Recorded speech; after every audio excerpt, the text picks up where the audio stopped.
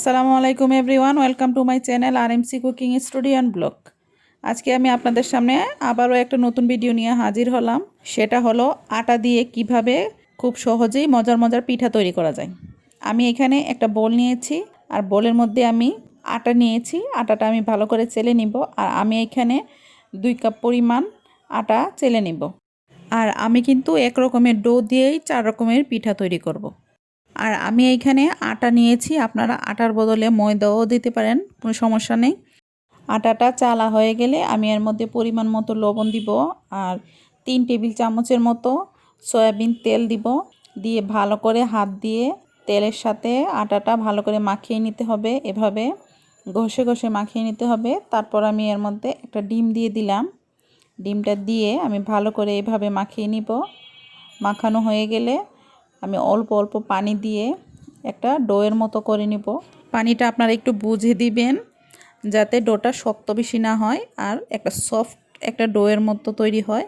এভাবে যখন মাখানো হয়ে যাবে আমি আরেকটু তেল দিয়ে ভালো করে মাখিয়ে নিব, তাহলে ডোটা একটু সফট হবে, যেহেতু এটা আটা দিয়ে তৈরি। দেখুন কতটা নরম হয়েছে। এখন আমি একটা ঢাকনা দিয়ে ঢেকে দিয়েছি 10 মিনিটের মতো। 10 মিনিট পর আবারও ফিরে এলাম। এই পর্যায়ে ডোটা অনেকটাই সফট হয়েছে। তারপর আমি আবারও ডোটা ভালো করে মাখিয়ে এভাবে 3টি ভাগে ভাগ করে নিব।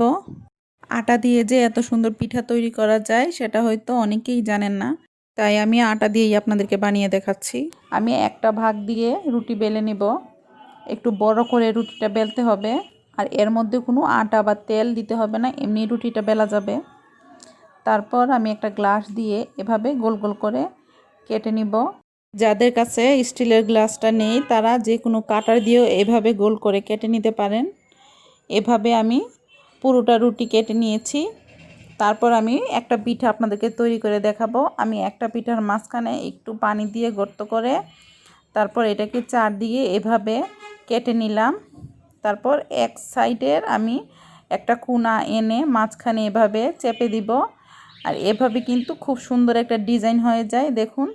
তারপর পিছন সাইডটা আমি আবারও উল্টিয়ে এভাবে পিঠার একটা কোনা এনে মাঝখানে এভাবে দিয়ে দিব, আর হালকা করে একটু পানি দিয়েছি যাতে ছুটে না যায়।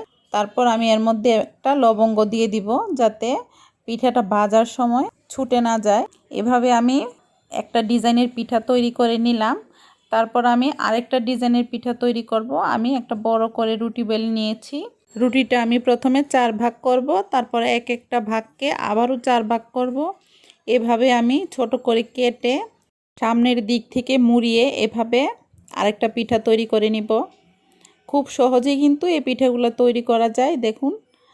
আপনারা ভিডিওতে অবশ্যই দেখে বুঝতে পারছেন।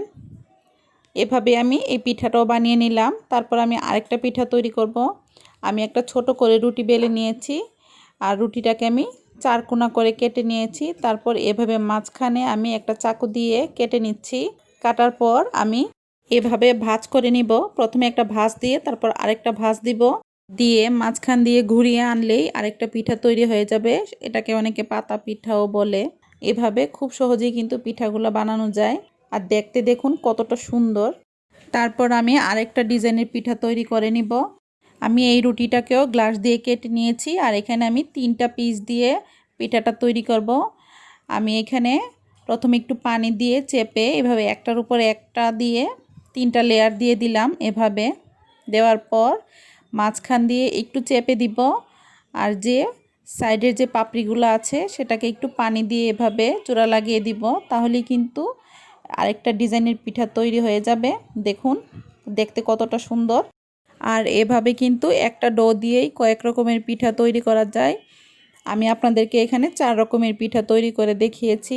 এখন আমি পিঠাগুলো ভাজার জন্য কড়াইয়ের মধ্যে তেল দিয়ে দিলাম। তেলটা যখন হালকা গরম হবে তখন আমি একটা একটা করে পিঠা ছেড়ে দিব।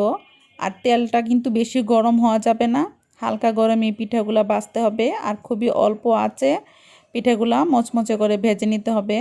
যখন পিঠাগুলার কালার চেঞ্জ হয়ে আসবে এবং পিঠার কালারটা ব্রাউন কালার হয়ে যাবে, তখন আমি নামিয়ে শিরাতে দিয়ে দিব। আমি শিরাটা আজকে আপনাদেরকে দেখানো হয়নি, কারণ আমার এমনি ভিডিওটা অনেক লম্বা হয়ে গিয়েছে, তাই শিরাটা আমি আগেই বানিয়ে রেখেছিলাম।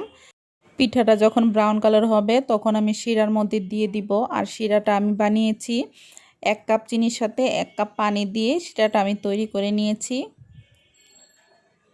পিঠাগুলা কিন্তু আমার মোটামুটি ভাজা হয়ে গেছে। দেখুন কালারটা কিন্তু খুব সুন্দর একটা কালার এসেছে। এখন আমি শিরাতে দিয়ে দিয়েছি।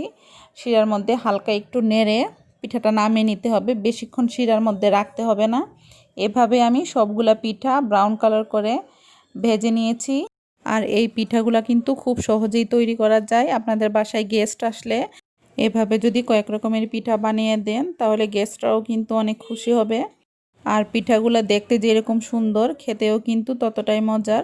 আর আপনারা ইচ্ছে করলে এই পিঠাগুলো কিন্তু একটা এয়ারটাইট কন্টেনারে রেখে 1 সপ্তাহ পর্যন্ত সংরক্ষণ করে রেখেও খেতে পারবেন। আমি এভাবে সবগুলা পিঠা ভেজে নিয়েছি। আর মাত্র 2 কাপ আটা দিয়ে যে এতগুলো পিঠা বানানো যায় আসলে বোঝাই যায় না। এখন আমি পিঠাগুলো একটা প্লেটে সাজিয়ে নিয়েছি। আপনারা কিন্তু পিঠাগুলো অবশ্যই বাসায় একবার বানিয়ে দেখবেন আর খেয়ে দেখবেন খেতে কীরকম। আশা করি আপনাদের কাছে আমার ভিডিওটা ভালো লেগেছে। আর যদি আমার ভিডিওটা আপনাদের কাছে ভালো লেগে থাকে তাহলে অবশ্যই আমার চ্যানেলটিকে সাবস্ক্রাইব করবেন এবং পাশে থাকা বেল আইকনটি ক্লিক করবেন। ধন্যবাদ। খোদা হাফেজ।